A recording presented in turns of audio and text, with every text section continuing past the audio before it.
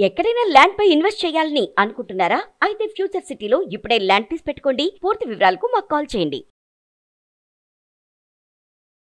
నమస్కారం. కార్తీక పురాణం 23వ అధ్యాయపు శ్రవణంలోకి వచ్చాం. ద్వాదశి పారణ గురించి చెప్తున్నారు. వశిష్ఠుడు జనక మహారాజుకి ఇట్లా చెప్తారు. అగస్త్య మహర్షికి అత్రిమునీంద్రుడు ద్వాదశి పారణను గురించి చెప్పిన విశేషాన్ని నీకు వివరంగా చెప్తాను విను అన్నారు. అయితే ఏకాదశి ఉపవాసం ఉండటము, ద్వాదశి నాడు పారణ చేయటము అత్యంత విశేషమైన ఫలప్రదంగా చెప్తారు. ఈ ఏకాదశి వ్రతాన్ని ఎవరైనా చేయొచ్చు. స్త్రీ బాల వృద్ధ తేడా లేదనమాట. చిన్నపిల్లలతోటి కూడా చేయించవచ్చు. ఏకాదశి నాడు అన్నం ముట్టకూడదు, అది నియమం. అన్నం తినకూడదు.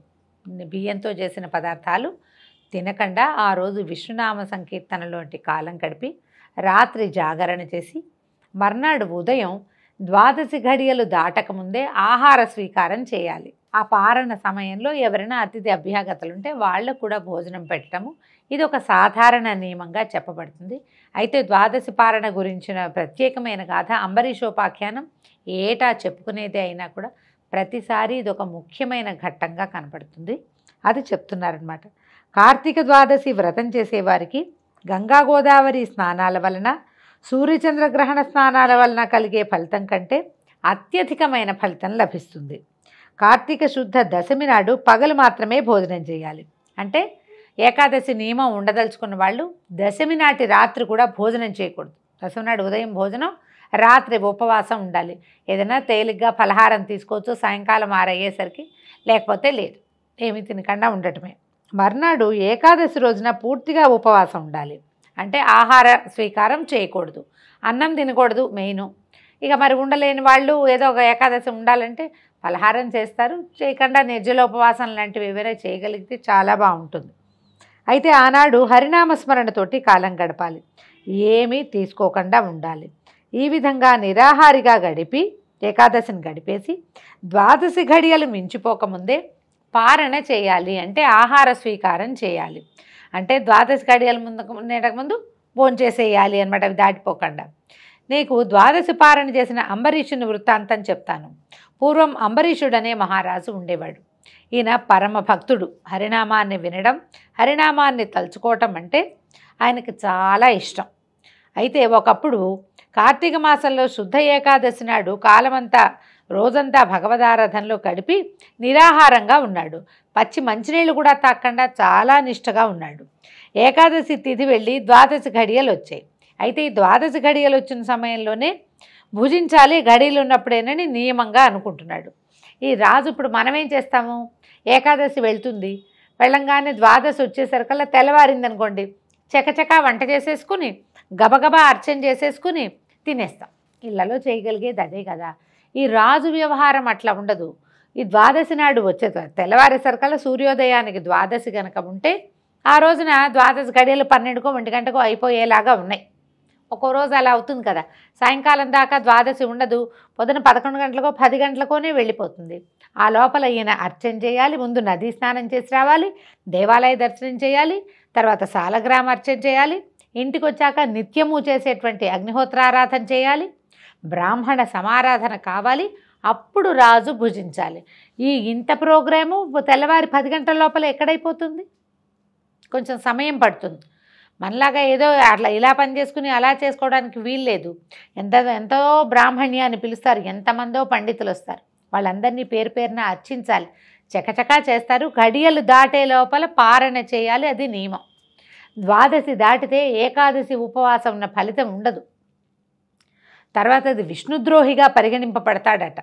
ఇప్పుడు విష్ణుద్రోహి అంటే అట్లా ఎట్లా విష్ణుద్రోహం అవుతుందండి, ఉపవాసం ఉన్నది వీడు ఎవడో భక్తుడు, ఆ తినకపోతే వాడి వాడు కదా బాధ. అంటే మనిషి గర్భంలో మానవుల శరీరంలో ఉండేటువంటి అగ్ని సాక్షాత్తు విష్ణు స్వరూపం, జఠరాగ్ని రూపంలో ఉంటాడు స్వామి. మరి ఈ ముందు రోజంతా ఆహారం ఇవ్వకుండా, దశమి నాటి రాత్రి భోజనం చేయకుండా, ఏకాదశి నాడు మొత్తం చేయకుండా, ద్వాదశి నాడు ఆ సమయం లోపల ఆ అగ్నికి మనం ఇవ్వవలసినటువంటి ఆహుతి ఇచ్చి తీరాలి. అది భగవంతునికి చేసే నివేదనతో సమానం. ఆ నివేదనకి ఎవరైనా అడ్డం పడితే వాళ్ళకు కూడా పాపం వస్తుంది. ద్వాదశి టైంకి భోజనం చేయనీయకుండా అడ్డం పడ్డవాడికి రౌరవాది నరకాలు చుట్టుకుంటాయని పురాణంలోనే చెప్తారు. ఇది ఒక లెక్క ప్రకారం జరగవలసిన విధి అన్నమాట. అయితే ఈయన ఏం చేశాడు, ఇది ఘడియలున్న సమయంలోనే చేయాలి, అవాళ ఏకాదశి వెళ్ళి ద్వాదశి చిన్న సమయమే ఉంది, త్రయోదశి మీదకి వచ్చేస్తోందనమాట. సరే ఏమైంది, ఈయన భోజనం చేద్దాం అనుకున్నాడు. ఇంతలో దూర్వాస మహాముని వచ్చాడు. ఈ దూర్వాసుడు అంబరీషుడు ఏం చేశాడు, దూర్వాస మహామునికి ఎవరైనా ఋషులు వాళ్ళు వస్తే వెంటనే వాళ్ళకి అర్ఘ్యపాద్య ఆచమనాలు ఇచ్చి మంచినీళ్ళు ఇవ్వటం, కాళ్ళు కడుక్కునేందుకు నీళ్ళు ఇవ్వటం, తర్వాత ఏదో విధిగా పూజ పాద పూజ చేయటం, తర్వాత కూర్చోబెట్టి అయ్యా ద్వాదశి పారాయణ చేయబోతున్నాను, మీరు కూడా నా సహపంక్తిన స్నానం చేసి రండి, సమారాధనకి రండి, మీరు భోజనం చేయండి అన్నారు. సరే ఏం చేశాడు, దూర్వాసుడు ఒప్పుకొని అంబరీషుడు కోరిక అంగీకరించి నదీ స్నానానికి వెళ్ళొస్తానని నదికి వెళ్ళిపోయాడు. ఈ లోపల మిగిలిన సమారాధన జరుగుతోంది. ఇంతలో ద్వాదశి ఘడియలు వెళ్ళిపోయే ఇది దగ్గర పడింది. దూర్వాస మహాముని ఎప్పటికీ రాలేదు. కానీ ఎంతసేపటికి రాకపోయేసరికల్లా అతిథి అభ్యాగతులు నారాయణ స్వరూపులే. ద్వాదశి ఘడియలు పూర్తి కావస్తున్నాయి. అందువల్ల ఏం చేసి ద్వాదశి పారణ అతిక్రమించకుండా చూసుకోవాలో తెలుసుకుందామని పెద్దలను అడిగాడు అంబరీషుడు. ఈయనకి చూసుకుంటున్నాడు, సమయం అయిపోతోంది. దూర్వాసుడేమో రాడు. మరి ద్వాదశి ఏకాదశి ఉపవాస ఫలితం ఎట్లా లభిస్తుంది, పైగా విష్ణుద్రోహం అవుతుంది కదా. అందుకని ఏం చేశాడు, చుట్టుపక్కల వాళ్ళందరినీ మహర్షులారా ద్వాదశి పారణ అతిక్రమించకూడదు, ఒకవేళ ఇంతకుముందు చేస్తే అలా గనక చేస్తే ఇంతకుముందు చేసిన ద్వాదశి పారణ ఫలితం కూడా పోతుంది. ఇది చూడండి కొత్త అమెండ్మెంట్. ఇవాళ ద్వాదశి పారణ సక్రమంగా ఘడియల్లో చేయకపోతే ఇంతకుముందు నెలలో చేసిన ద్వాదశి పారణ ఫలితం కూడా పోతుందట. ఇది కూడా ఉంది ఒకటి. మరి దూర్వాసుడు అతిథిగా వచ్చాడు, ఆయన్ని సహపంక్తిని భోజనానికి రమ్మని పిలిచాను. అతిథికి పెట్టకుండా తినడం యజమాని ధర్మం కాదు, అందులోనూ ఇది ద్వాదశి పారణ పుణ్యకాలము, ఇటువంటి పవిత్ర సమయంలో అనాచారం చేయకూడదు. దూర్వాసుడు నది నుంచి రాలేదు, ద్వాదశి ఘడియలు సమాప్తం అయిపోతూ ఉండటం వల్ల ఇప్పుడు నేను ఏం చేయాలో మీరు సూచించండి అని అడిగేసరికల్లా దూర్వాసుడు అనుకోకుండా వచ్చిన అతిథుల్లోనూ అన్నార్తులలోనూ కార్తీక ద్వాదశి పారణలోనూ పరమేశ్వరుడు అగ్ని రూపంలో ఉంటాడని వేదం చెప్తోంది. చూడండి, అతిథి అభ్యాగతుల గర్భస్థుడుగా ఉన్నటువంటి అగ్ని, ద్వాదశి పారణలో సంతోషపడేటువంటి అగ్ని, 3 అగ్ని స్వరూపాల్లోనూ పరమేశ్వరుడు కొలువై ఉంటాడు. జఠరాగ్ని రూపంలో ఉన్నటువంటి అగ్ని ప్రాణవాయువు వల్ల ప్రజ్వలింపజేయబడుతుంది. అప్పుడే మనకి ఆకలి కలుగుతుంది. జీవుడు స్వీకరించేటువంటి భక్ష్య భోజ్య చోష్యలేఖ్య రూపమైన ఆహారాన్ని అగ్ని ఆరగిస్తున్నాడు. కనుకనే ఇంటికి వచ్చిన అభ్యాగతి శూద్రుడైనా చండాలుడైనా అతన్ని విడిచిపెట్టి తినకూడదు. నిత్యాగ్నిహోత్రుడు, పరమ నిష్ఠాగరిష్ఠుడు, యోగీశ్వరుడు, విశేష విప్రుడైనటువంటి దూర్వాసుడే అతిథిగా వచ్చాడు. అతని కాదని ముందు భోజనం చేయటం వల్ల ఆయురారోగ్యాలు కీర్తి ప్రతిష్టలు తొలగిపోతాయి. భోజనానికి రమ్మని పిలిచి నేను ముందుగానే తింటే ఆ ముక్కోపి శపించే ప్రమాదం కూడా ఉంది. కనుక అతిథిని నిర్లక్ష్యం చేయటం, పారణ అతిక్రమించిన దోషం రెండూ కష్టమే అన్నారు. అతిథి అభ్యాగత స్వయం విష్ణు అని వేదవాక్కు.